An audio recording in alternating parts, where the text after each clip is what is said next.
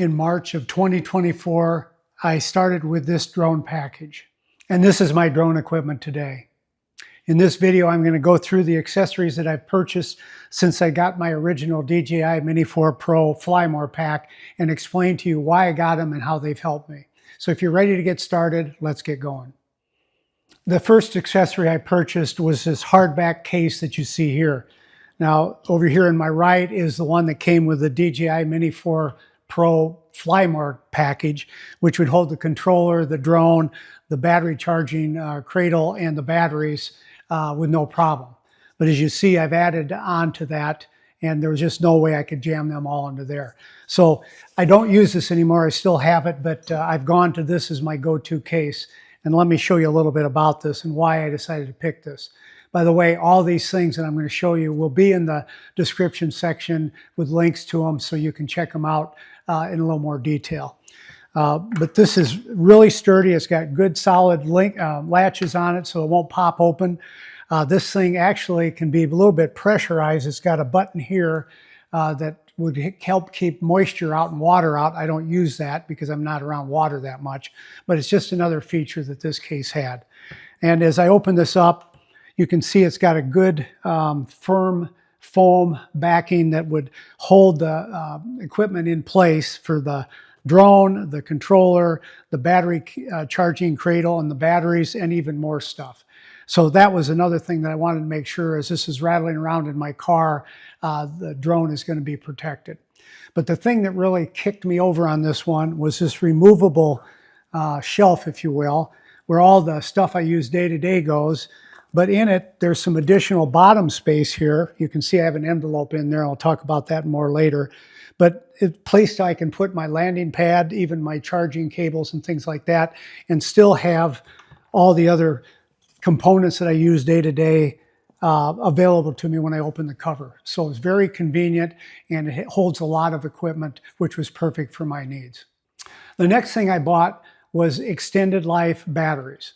The batteries that you get with the DJI drone, you know, I could fly about 10 minutes or 15 minutes the most, and then I'm already under 50% of the battery, and that made me nervous. So then I looked, and they do have these extended life batteries. They give you about 10 more minutes of life. They're in the same configuration, so they plug into your drone just the way the other ones did. But the one caveat with those are they weigh a little bit more, and it would put my DJI Mini 4 Pro over the 50-gram limit, which you have to stay under if you're going to fly recreationally.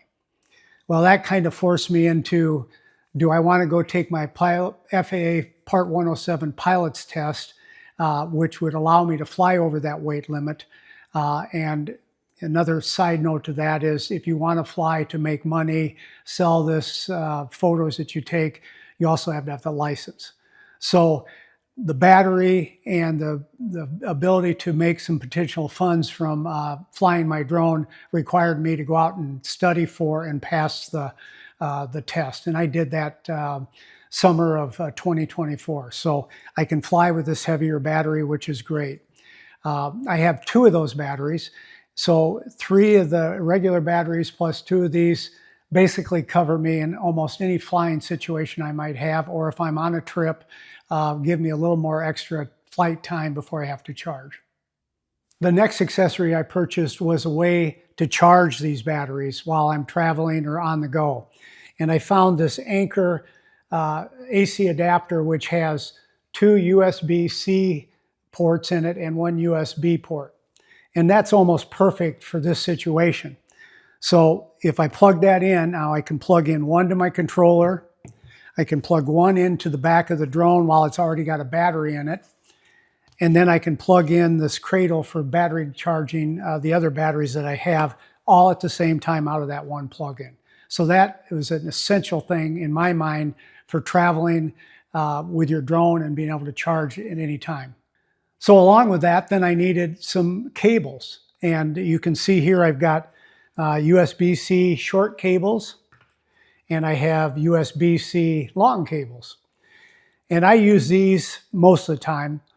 But for example, if you go into a hotel and you got this nice desktop with a plug-in, you can plug this in, set your charging cradle and your controller right next to it and use these short cords. No problem. But if you're like me, you usually get to a hotel and there aren't any outlets close by. You got to get down on your knees and go under the desk or behind the dresser to find a plug-in, and you do that.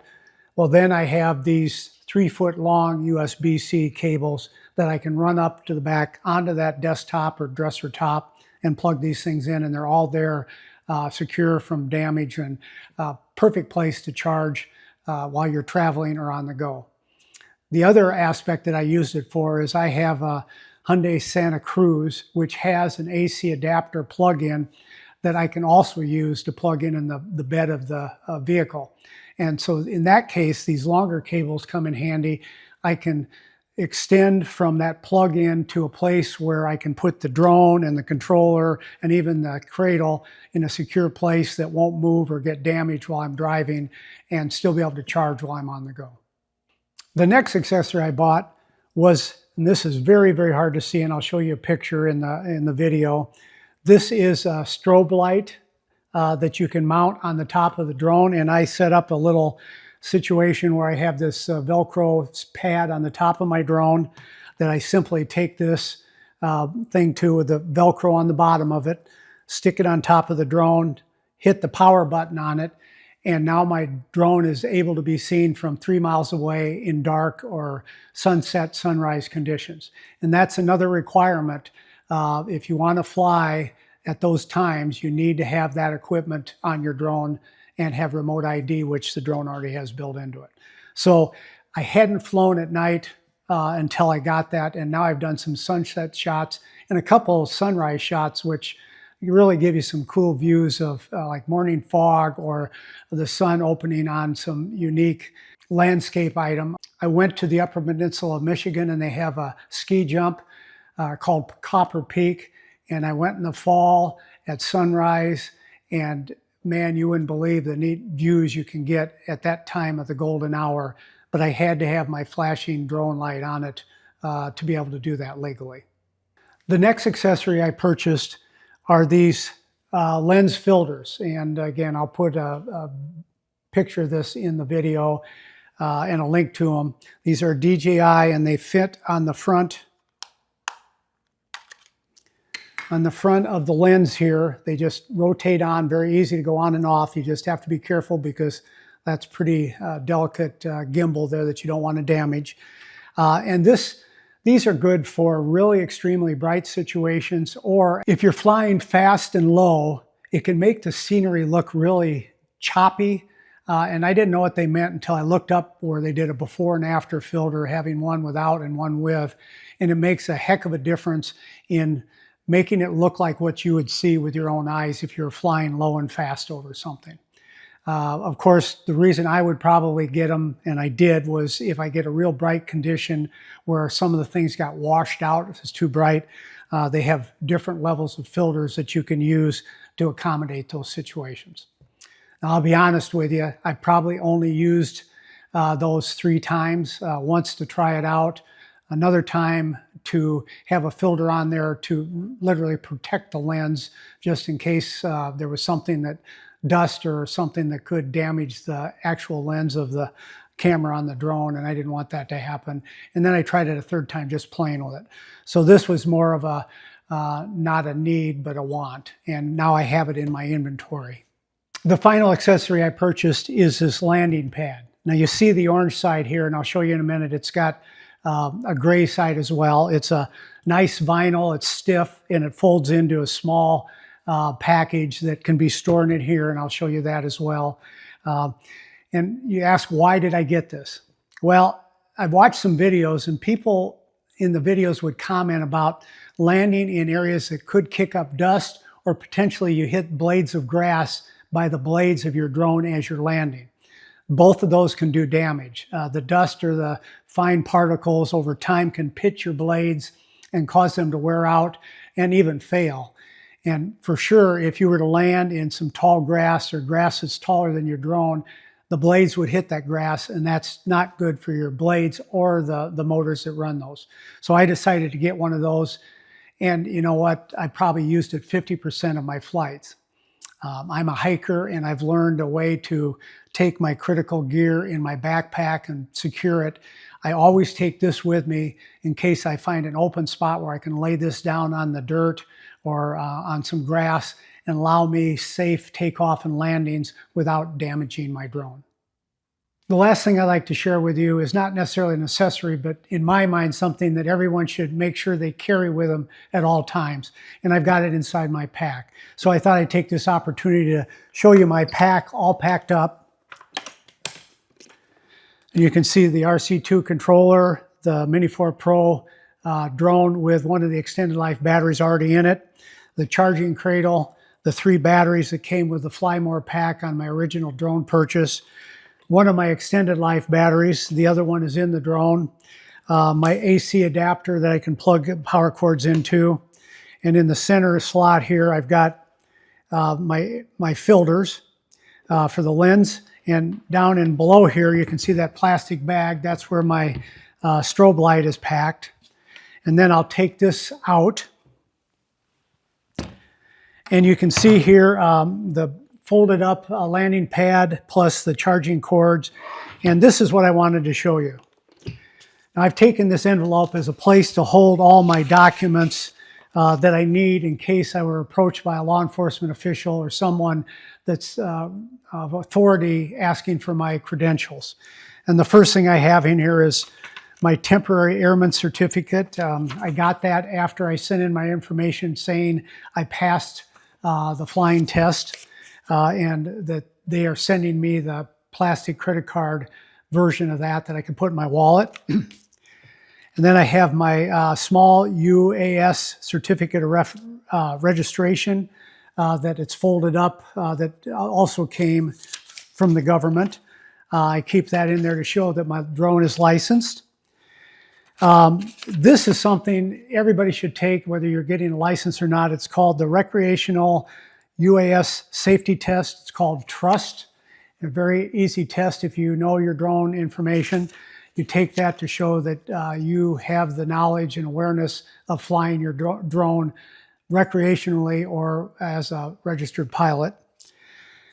This was the Airman Knowledge Test Report. This was the results that I got back from the testing authority at the facility I took my license certification test at.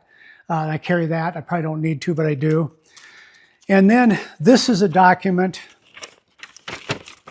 When I studied for my certification test, I took a course at the Pilot Institute, and they provide 14 hours of videotaped class instruction with an amazing instructor that helps you understand everything very clearly, gives you examples, all the things you need to pass the test. Now, granted, it cost me $150, but I got it done in a week. It allowed me to be confident enough to go out and take the test. And if I were going to test and study again, I'd do the same thing over again. So that's what that is. And the last thing I'll show you are these little stickers. These are extra ones I have. I've got them on my drone, but it has on there my drone registration number and my phone number in case the drone crashed someplace. Somebody can call me and let me know they have it. These are free. You get a package of 4 plus some other stickers, like this one I have on the top of my drone case, that come from the Pilot Institute, and they are free if you just go to their website. So there you have it. Critical information I think you should carry with you at all times.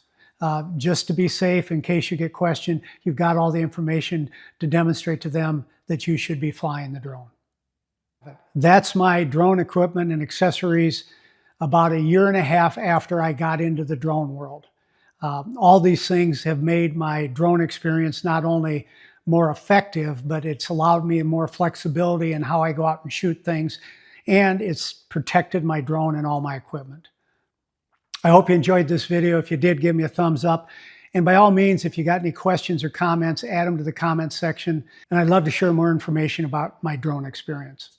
So until my next video, happy flying.